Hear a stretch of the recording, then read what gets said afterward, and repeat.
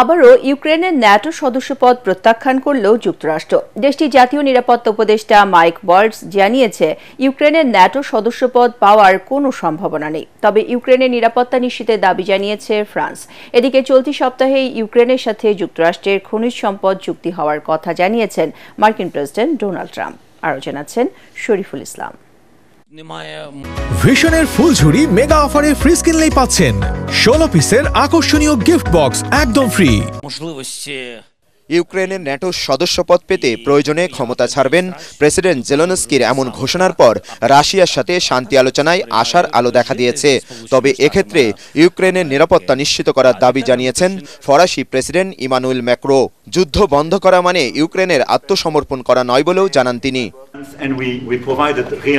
আমি মনে করি এই মুহূর্তে জরুরি হলো প্রতিরক্ষা ও নিরাপত্তা ব্যয় বাড়ানো। এই শান্তি অর্জন মানে ইউক্রেনের আত্মসমর্পণ হওয়া উচিত নয়। কোনো ধরনের নিশ্চয়তা ছাড়া যুদ্ধবিরতিও হওয়া উচিত নয়। তবে পশ্চিমা সামরিক জোট ন্যাটোতে ইউক্রেনের প্রবেশের সম্ভাবনা উড়িয়ে দিয়েছে যুক্তরাষ্ট্র। মার্কিন জাতীয় নিরাপত্তা উপদেষ্টা মাইক ওয়ালটজ জানিয়েছেন, এ মুহূর্তে ইউক্রেনের ন্যাটোতে ঢোকার অনুমতি দেওয়া হবে না।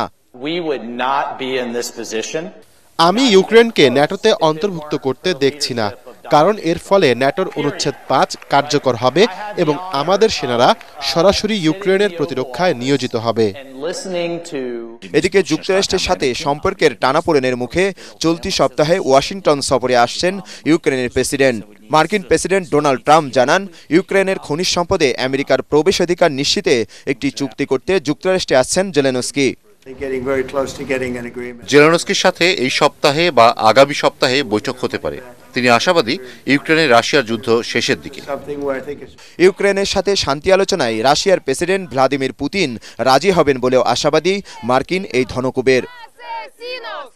শরীফুল ইসলাম, এটিএন বাংলা।